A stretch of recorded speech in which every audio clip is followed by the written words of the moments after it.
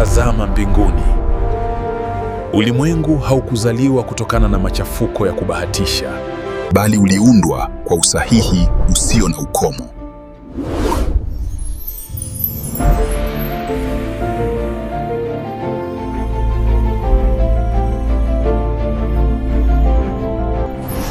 Uumbaji wa ajabu unaozidi uwezo wa bahati nasibu. Kazi bora inayohitaji msanii mkuu. Hapo mwanzo alinena na vikawa. Gundua ukweli wa asili yetu.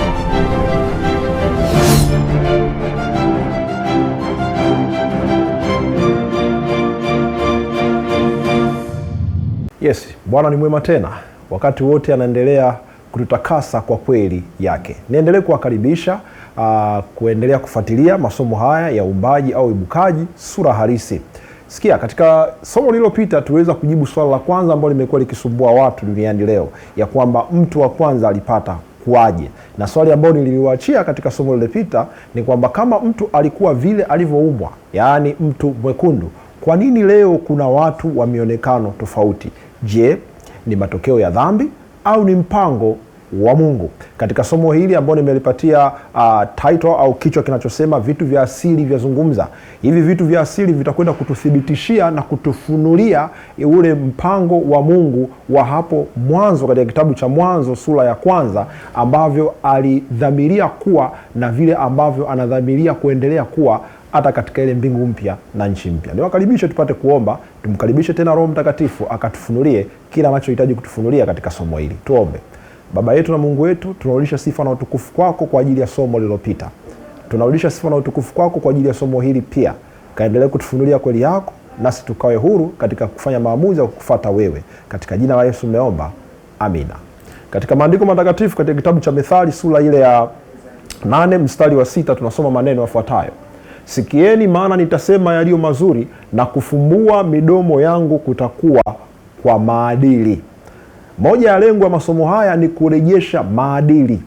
Na moja ya sheria za Mungu za maadili inasema usiue. Na moja ya vitu vinavyopelekea watu kuuana ni ubaguzi wa rangi, ubaguzi wa ukabila. Kwa Kristo Yesu anatuambia tunapaswa kutulia, naye atanena kwa ajili ya kurejesha maadili yetu, kwa ajili ya kutupatia amani, nasi tuishi kwa ushirikiano na upendo. Ndicho ambacho Kristo Yesu anatueleza katika kitabu kile cha Methali sura 8 mstari wa 6. Katika kitabu cha Ayubu sura 27 mstari wa 11 tunasoma, nitawafundisha ninyi mambo ya mkono wa Mungu, hayo yaliyo kwa Mwenyezi sitawaficha. Katika kitabu cha Yeremia sura 18 mstari wa 6 tunasoma, asema Bwana, angalieni kama udongo ulivyo katika mkono wa mfinyazi, ndivyo mlivyo ninyi katika mkono wangu, nyumba ya Israeli. Na tukajifunza ya kwamba Biblia sio tu inatufunulia ya kwamba sisi ni udongo, lakini pia inatufundisha kwamba mtu wa kwanza alitokana na udongo, na huo udongo uliitwa Adama, ambao unatuletea neno Adam. Katika kitabu kile cha Wakorintho wa kwanza 15:45 tunasoma, ndivyo ilivyoandikwa, mtu wa kwanza Adam akawa nafsi iliyo hai. Na katika kitabu cha Mwanzo sura ya 5 mstari wa 2 tunasoma, mwanamume na mwanamke aliwaumba, akawabariki, akawaita jina lao Adam siku ile alipowaumba. Nini alichokuwa nakimaanisha Mungu anaposema mwanamume na mwanamke aliwaumba akawaita jina lao Adam? Tafsiri yake ni kwamba hawa watu kiasili walikuwa wanatokana na udongo, na sio tu udongo mwekundu, kama ambavyo tuliona katika nukuu mbalimbali katika somo lililopita. Flavius Josephus katika kitabu cha Antiquities of the Jews anatuambia, mtu huyu aliitwa Adam, neno ambalo kwa Kiebrania huonyesha kuwa ni mtu aliyekuwa mwekundu, maana aliumbwa kutoka katika udongo mwekundu. Na tukaona ya kwamba huu udongo mwekundu ambao kwenye Biblia unaitwa rudi kwa Kiingereza, na Ellen White pia akatuambia ya kwamba unaitwa rudi, ni rangi ya udongo ambao tunaweza tukaishuhudia wazi wazi pindi jua linapokuwa linazama au jua linapokuwa linachomoza. Swali ambalo tuliliacha katika somo lililopita na swali ambalo linaulizwa na watu wengi leo ni hili. Katika tovuti ya God Question tunakutana na hili swali linalosema, je, mwanzo wa watu wa rangi tofauti ulitoka wapi? Hili ni swali ambalo tunakwenda kulijibu Sasa sikia, katika kitabu cha Danieli sura ya 2 mstari 28 nasema, lakini yuko Mungu mbinguni afunuae siri. Siri ya kwanza tumeiona ya mtu wa kwanza. Siri ya pili tunakwenda kuitazama leo ni kwa nini watu wana mionekano tofauti. Je, ni mpango wa Mungu au ni matokeo ya dhambi? Huyu Mungu ambaye yupo mbinguni ambaye anafunua haya mambo ni yupi? Kwa mujibu wa kitabu cha Yohana sura 18 mstari 20 ni Kristo Yesu mwenyewe. Sikia, Yesu anasema Yesu akajibu akasema, mimi nimesema na ulimwengu wazi wazi, siku zote nalifundisha katika sinagogi na katika hekalu, wakusanyikapo Wayahudi wote, wala kwa siri mimi sikusema neno lolote. Kwa Kristo Yesu anasema mimi nimefundisha, mimi nimeyafunua haya wazi wazi. Changamoto ni nini? Hatuna masikio ya kusikiliza. Hatumkaribishi Roho Mtakatifu ambaye ndiye mkono, ndiyo sauti ya Bwana kutufunulia kile ambacho Kristo ametufunulia. Tunakuwa na mioyo ya kiburi, tunakuwa na mioyo ya kuto kujishusha na kuwa watu wa kujifunza. Hiyo ndio changamoto. Lakini unapokuwa na moyo wa unyenyekevu ukamsikiliza Kristo katika sauti yake, una uwezo wa kujua kweli, kama ambavyo tunakwenda kuijua kweli ya kile tunachojifunza katika somo hili. Katika kitabu cha Steps to Christ ukurasa wa 55 tunasoma, ziko njia nyingi ambazo Mungu zitumia katika kujifunua kwake kwa watu wake ili wapate kuwasiliana naye. Vitu vya asili huzungumza nasi pasipo kuchoka. Kwa Ellen White anatuambia tukitaka kupata majibu ya kile ambacho tunajiuliza leo, yatupasa kuangalia vitu vya asili, kwa sababu vitu vya asili vinafunua kazi ya uumbaji ya kwake. Mtaalamu anayekwenda kwa jina la Von Braun anasema katika muonekano tu wa nje, maajabu ya siri mengi tunayoyaona katika mbingu huthibitisha uwepo wa muumbaji. Na mwandishi mwingine na mwanasayansi pia Luis Pastaro anatuambia, kadiri ninavyosoma vitu vya asili najikuta nikishangazwa na kustaajabia kazi kuu ya muumba. Sayansi hutuleta karibu na Mungu. Kwa hiyo wapendwa katika Bwana, moja ya jitihada za shetani ni kuwafanya watu wasiangalie vitu vya asili, kwa sababu vitu vya asili vitawafungua macho, zitafungua masikio pia, ili kuweza kumtambua Mungu na kurejea kwa Mungu. Na hivyo leo tutakwenda kutazama vitu hivi vya asili, namna ambavyo vinazungumza na kuhubiri kweli ya neno la Mungu, hasa kuhusiana na kile ambacho tunajaribu kujiuliza katika somo hili. Je, kwa nini tuna mionekano tofauti? Katika kitabu cha Ayubu sura 12 mstari wa 8 nasema, au nena na nchi nayo itakufundisha. Na tukaona katika somo lililopita kwamba nchi inayozungumziwa hapa ni ardhi. Swali, ardhi inatufundisha nini kuhusiana na mionekano tofauti? Kwa mujibu wa Bradley Naylor anasema, udongo waweza kuwa na rangi yoyote, nyeusi, nyekundu, nyeupe, manjano, kahawia au kijivu. Rangi ya udongo huchangiwa na wingi wa virutubisho vya protini vinavyopatikana katika udongo. Kwa hiyo kumbe, kwa mujibu wa Biblia na kwa mujibu wa watafiti, ni wazi ya kwamba sisi binadamu, kwa sababu tumetokana na udongo, haishangazi kwa sisi kuwa na mionekano tofauti, maana udongo huweza kubadilika pia rangi yake. Kwa kama udongo ambao kwao Mungu aliutumia kutuumba sisi unaweza ukabadilika rangi, kwa nini sisi tunashangazwa na swala la sisi kuwa na mionekano tofauti? Na je, umeshawahi kuona udongo mmoja unabagua udongo mwingine kwa sababu ya muonekano? Kama umeshawahi kuona, tafadhali tuwekee kwenye comment hapo. Katika kitabu cha Ayubu sura ya 38 mstari wa 14 tunasoma, hubadilika mfano wa udongo chini ya muhuri, vitu vyote vinatokea kama vazi. Kwa hiyo Biblia inashuhudia wazi ya kwamba udongo huweza kubadilika. Na kama udongo unaweza kubadilika, bila shaka na sisi tuloumbwa kutoka kwenye udongo twaweza pia kubadilika, kuwa na mionekano tofauti. Sikiliza, katika picha hii nimejaribu kuonyesha pia tafiti ndogo ambayo niliweza kuifanya katika maeneo mbalimbali ambako niliweza kuzunguka katika mkoa wa Lindi ule. Na ukiangalia udongo, ni hakika unaweza ukawa na rangi tofauti. Unaweza ukawa mwekundu kama Adam tunavyoona, unaweza ukawa mweusi kama Wakushi, rangi ya maji ya kunde, kijivu na rangi nyingine nyingi ambazo zinaonekana katika hii picha hapa. Na katika Wikipedia Encyclopedia tunasoma, rangi ya mchanga haiathiri kwa namna yoyote tabia ya matumizi ya mchanga, walakini huweza kuonyesha muundo wa mchanga na kutoa dalili kwa hali ambao mchanga unakabiliwa. Udongo unaweza kuonyesha rangi ya anuai, kijivu, nyeusi, nyeupe, nyekundu, hudhurungi, manjano na ya wiki. Hawa ni watafiti wa udongo ambao wanashuhudia ya kwamba hatupaswi kushangazwa na rangi ya udongo. Inashangaza, sisi leo tunaotokana na udongo tunatengana na kuuana kwa sababu mionekano yetu. Sikiliza, Bradley anasema rangi ya udongo haiathiri kwa namna yeyote tabia yake wala matumizi yake. Hata hivyo, huweza kuonyesha madini yanayopatikana ndani yake na katika mazingira gani ambako unaweza kupatikana kwa wingi. Kwa hiyo watafiti wanatufunulia wazi ya kwamba kumbe mionekano ya udongo pia inaonyesha wapi ambako watu wanaishi, wapi au shughuli gani wanazozifanya, au chakula gani ambacho watu wanafanya nini, wanakitumia. Maana haya yote yanaathiri pia rangi ya udongo. Kama ambavyo udongo unaathirika au napozungumzia kuathirika sio kwa upande hasi, na maanisha kwa upande chanya, ndivyo ambavyo binadamu pia tulivyo. Tukielewa somo hili hatuwezi kubaguana. Hii ni video ya watafiti katika chuo kimoja kule Marekani ambako walijaribu kutafiti kuangalia namna ambavyo udongo unabadilika, na katika hii video yupo mama huyo ambaye anajaribu kutuonyesha eneo moja ambalo lina mionekano ya udongo tofauti tofauti. Eneo moja, wapendwa katika Bwana.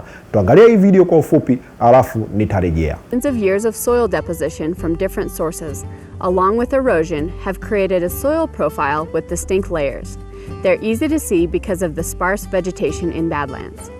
The dark brown color in what we think of as an ideal garden soil comes from high organic matter content. Since Wyoming soil has very low organic matter content, native soils are rarely dark brown. The contributing factors to soil color besides organic matter are mineralogy and presence of iron. Mineralogy is the mineral makeup of the rock that the soil weathered from. Some soils can be white, black, or even green. The presence of iron can also influence soil color. Red soils result from high levels of oxidized iron, which we call rust. Yellow soils contain hydrated iron, and a chemical reaction of iron due to the lack of oxygen makes wetland soils gray. All the colors of the rainbow aren't just in the sky, they can be under your feet as well. Maybe if you do a little digging, you'll find the pot of gold. From the University of Wyoming Extension, I'm Mae Smith, exploring the nature of Wyoming. Hivyo kwa mujibu wa kile ambacho tumekiona katika hii video, swala la udongo kuwa na rangi tofauti si geni. Ni swala ambalo watafiti wameendelea kulifanyia tafiti na wanakubaliana na ukweli kwamba udongo unaweza ukabadilika rangi. Hili ni fundisho kwa wanadamu ya kwamba kama udongo ambao kwao tumepata kuumbwa unaweza kubadilika rangi, hatupaswi kushangaa kwa nini watu leo wana mionekano tofauti. Katika kitabu cha Step to Christ ukurasa 56, Ellen White anasema, kama tukisikiliza sauti ya Mungu kupitia kazi ya mikono yake, basi zitatufundisha somo zuri la utii. Katika kitabu kile cha Mwanzo sura ya 1 mstari wa 12 tunasoma, nchi, yani ardhi, ikatoa majani, mche utoao mbegu kwa jinsi yake, na mti uzaao matunda ambao mbegu zake zimo ndani yake kwa jinsi yake. Mungu akaona ya kuwa ni vyema. Biblia inatuambia ardhi ambayo ina uwezo wa kubadilika muonekano ikazalisha miche ya mionekano na jinsi tofauti katika kitabu cha Mwanzo sura ya 1. Kwa ni wazi mpango wa Mungu haukuwa kuwa na watu wa mionekano ya aina moja, bali ulikuwa ni mpango wa kuwa na watu wenye mionekano ya tofauti. Kwa Kiingereza tunaita varieties. Sikia, katika picha hii unaweza ukaona garden. Hii garden imetoa miche ya rangi na mionekano tofauti tofauti, na bila shaka watu wengi watashuhudia kwamba mionekano mizuri, lakini mionekano hii sio rangi moja, bali ni mionekano ya rangi tofauti tofauti. Maua haya pamoja na miti hii inatufunulia mpango wa Mungu hapo mwanzo kuwa na vitu vya mionekano na maumbile tofauti tofauti. Ndicho ambacho Biblia inasema, ndicho ambacho tunakishuhudia katika vitu vya asili. Hizi ni garden zingine ambazo watu wamejaribu kuzipanda, ikiakisi kile ambacho Biblia inasema kwamba Mungu pia alikuwa ni mpandaji wa bustani hapo mwanzo, na akamchukua mtu wa kwanza akamweka kwenye bustani. Kwa hiyo hizi picha zinajaribu kutuonyesha na kutudhihirishia kile ambacho Biblia inatuambia. Yesu katika kitabu cha Luka sura 12 mstari 27 anasema, yatafakarini maua jinsi yameavyo, hayatendi kazi wala hayasokoti, nami nawaambia ya kwamba hata Suleiman katika fahari yake yote hakupo ya hayo. Yesu anasema tafakarini, angalieni maua, nyinyi sio bora kuliko maua? Hivi kweli tunakaa tunapingana na kubaguana kwa sababu ya mionekano, wakati kuna maua ambayo yanakaa kwa amani na yanategemeana? Yatafakarini maua. Je, tumezidiwa akili na maua? Ndicho ambacho Kristo anajaribu kutuambia. Katika kitabu cha Mwanzo sura ya 2 mstari wa 19 anasema, Bwana Mungu akafanyiza kutoka katika ardhi, naomba unoti neno ardhi, kila mnyama wa mwituni na kila ndege wa angani, akamletea Adam ili aone atawaitaje. Kwa Biblia inaendelea kutuambia ya kwamba wanyama pia wametoka katika ardhi. Ardhi ambayo ina tabia ya kubadilika rangi au kuwa na mionekano tofauti, inadharisha wanyama. Swali, walipotoka walikuwa na mionekano tofauti au walikuwa na rangi moja?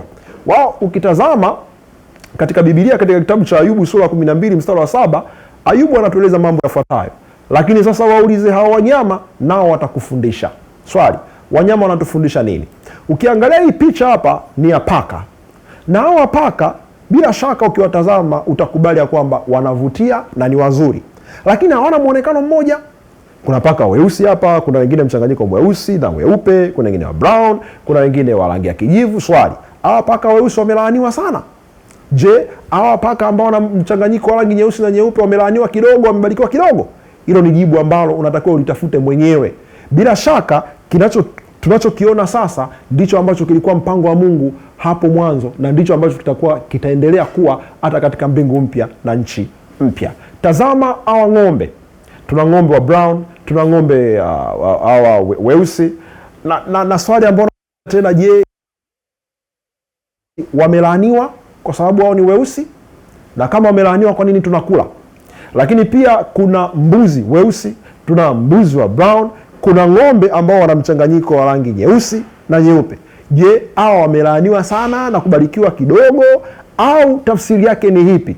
Kwa nini leo tunababaika na mafundisho ya uongo ambayo yanajaribu kupotosha kweli ya maandiko matakatifu kwa sababu tu ya mionekano yetu? Tazama, ukienda mwituni tuna chui. Chui wapo wa aina mbili ambao nimeweka hapo. Kuna chui ambao wanapatikana kule Asia, lakini pia kuna chui ambao wanapatikana Afrika. Hawa chui wana madoadoa na wengine wana mistari. Swali langu ni hili, je, chui wana chembe za laana kwa sababu wana madoadoa meusi, basi watakuwa wamelaaniwa? Au ni sehemu ya decoration, ni sehemu ya upendezeshaji wa kile ambacho Mungu alipata kukifanya katika zile siku za uumbaji? Majibu unayo. Katika picha nyingine tunaona simba. Simba wengi tunawajua na kuaga wa brown ambao tunawajuaga wa Afrika, lakini tuna simba wanaitwa jagwa weusi kabisa, lakini tuna simba hawa weupe, na hapa katika picha nyingine tunaona simba weupe na hawa simba wa brown wanakaa pamoja, wanaishi pamoja, wanalisha pamoja na hawabaguani. Je, simba wana akili kutuzidi sisi? Je, hata hawa wanyama simba tunapowaona kwenye TV atujifunzi? Kwa nini simba hawabaguani kwa sababu ya mionekano yao, sisi tunabaguana kwa sababu ya mionekano yetu? Utakuja kugundua nyuma ya pazia katika hili swala lazima la ubaguzi yupo muovu mkuu ambaye anatudanganya na kutusukuma katika kuenenda katika njia zake za uovu.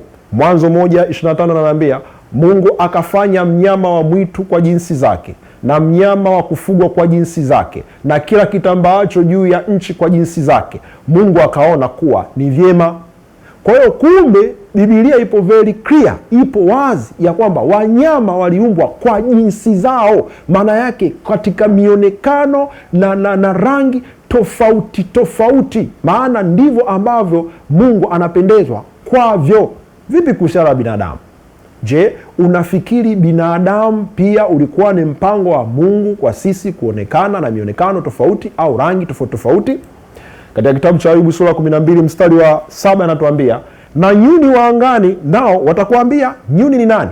Nyuni ni ndege. Hii ni picha ambayo ya rafiki yangu mmoja anaitwa Makwinja. Nilipokuwa nikipiga hii picha, rafiki aliniangalia akaniambia, mwalimu, umeweza kuchanganyikiwa. Na mimi nilimjibu tu short ya kwamba utanielewa baadaye. Katika hawa kuku watatu ukiwatazama, mimi nawafahamu kuku wawili, mmoja ambaye ni jogoo kama mnavyomuona na mwingine yule kule mweusi, na huyu mwingine ni mtoto. Swali langu ni hili: kwa nini huyu jogoo ambaye anakuwa na muonekano mweusi kidogo na njano kidogo, alafu kuna weupe kidogo, na kuku jike ambaye ni mweusi, wanazaa huyu kuku ambaye ana muonekano wa tofauti kidogo? Kwa nini inakuwa hivyo? Je, kuna usaliti katika ndoa kwamba aliwahi kutoka? Na kwa ushuhuda tu, hawa kuku walikuwa wamefungiwa ndani, kwa hiyo nilikuwa nawafahamu vizuri. Kwa hiyo nini ambacho najaribu kukionyesha hapa? Ulikuwa ni mpango wa Mungu tangia mwanzo kuwa na viumbe wa mionekano tofauti. Tuachane na kuku wa huyu mwalimu. Mathayo sura ya 6 mstari 26 anasema, waangalieni ndege wa angani, ninyi je, si bora kupita hao? Haya ni maneno ya Kristo, anatuambia, je, mmetazama maua? Je, mmeangalia wanyama? Je, hata ndege hawafundishi? Ukitazama katika hizi picha kuna njiwa. Hawa njiwa wa rangi tofauti tofauti, lakini wakikutana hawabaguani, hawauani, hawashambuliani, wanaishi kwa amani. Katika kitabu cha Luka sura 12 mstari wa 24 tunasoma, watafakirini kunguru. Yaani huyu ni Kristo anajaribu kutupeleka katika vitu vya asili, tuviangalie, tuvitafakari ili tupate majibu wenyewe. Watafakarini kunguru. Kunguru wapoje? Ukiangalia hii picha vizuri, utaona hawa ni kunguru weusi, lakini weusi wao una tofauti. Kuna huyu wa chini hapa mweusi kwelikweli, lakini ukiangalia pembeni yake kuna huyu mweusi lakini kama na rangi ya blue hivi. Ukiangalia pale juu utakutana na kunguru mweusi sana, lakini ana muonekano wa mng'ao, na huyu mwingine pia anafanana na huyu mwenye muonekano wa mng'ao. Swali, hawa kunguru wamelaaniwa? Kama hawa wamelaaniwa, vipi kunguru hawa ambao wao katika sehemu ya kifua wana rangi nyeupe? Je, hawa kunguru wanatuonyesha nini? Ya kwamba kuna kunguru wamelaaniwa sana na wengine hawajalaaniwa sana? Vipi kuhusiana na kule Australia ambako tunakutana na kunguru wengine ambao wana mabaka meupe mgongoni? Ushawahi kuona kunguru wanaandamana na kushambuliana kwa sababu ya mionekano yao? Jibu ni hapana. Na tukirudi bara, tunakutana na hawa kunguru ambao wanatusumbua sana mitaani. Ukiwatazama hawa kunguru vizuri, utagundua kwamba wao ni weusi na wana rangi ya kijivu. Haya yote yanatufunulia nini? Ya kwamba Mungu ulikuwa ni mpango wake kuwa na kunguru wa mionekano tofauti tofauti. Hakuwa anahitaji viumbe wenye mionekano ya kufanana. Ndicho ambacho tunajifunza katika somo hili. Mwanzo 1:21 anasema, Mungu akaumba na kila ndege arukae kwa jinsi yake, Mungu akaona kuwa ni vyema. Mungu hakuwa na mpango wa kuwa na ndege wa muonekano wa aina moja. Katika kitabu cha Ayubu sura 12 mstari wa 8 tunasoma, nao samaki wa baharini watakutangazia. Hapa nisizungumze sana, twende tukaangalia hii clip kwa ufupi uone samaki walivyokuwa watofauti baharini, kisha tutarejea.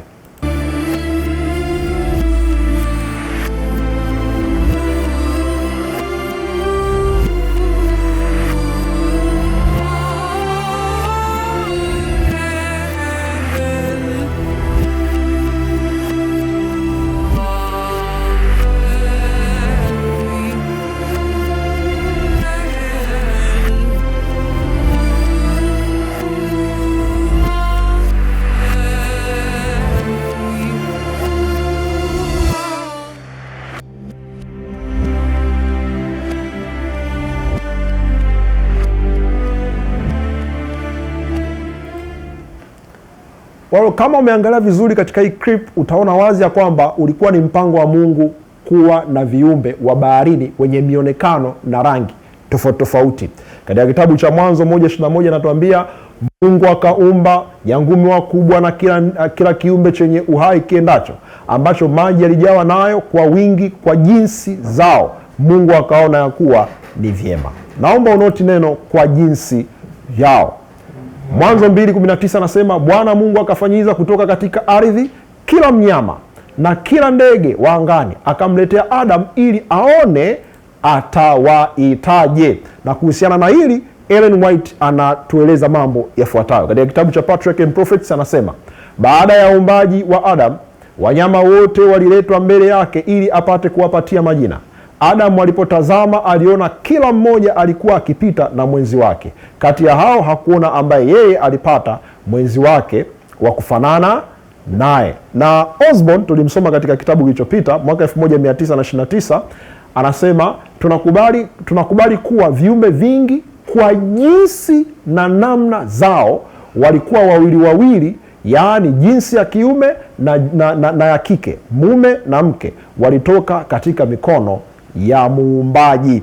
Na katika kitabu cha Mwanzo sura ya 1 mstari 22 inasema, Mungu akavibarikia akisema, zaeni mkaongezeke, mkajaze maji ya baharini na ndege wazidi katika nchi. Na tukaona pia katika siku ya 6 Mungu akaongeza mibaraka kwa wanadamu, lakini pia kwa wanyama.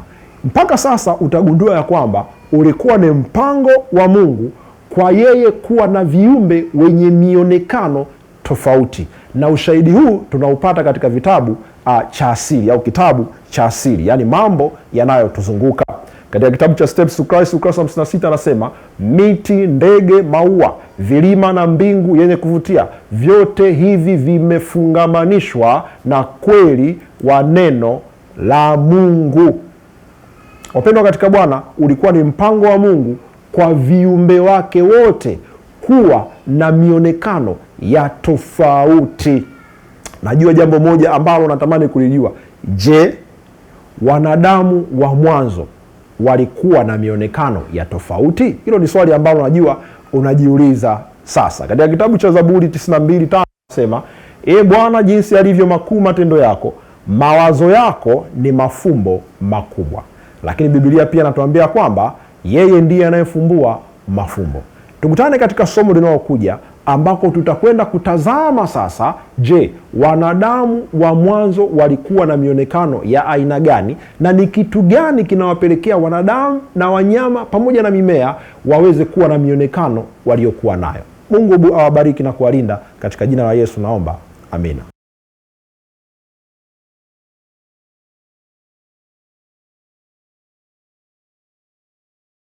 Pendwa mtazamaji, tafadhali subscribe, washa kitufe cha kengele, waweza pia kulike, ukacomment na kushare habari hizi njema. Mungu akubariki.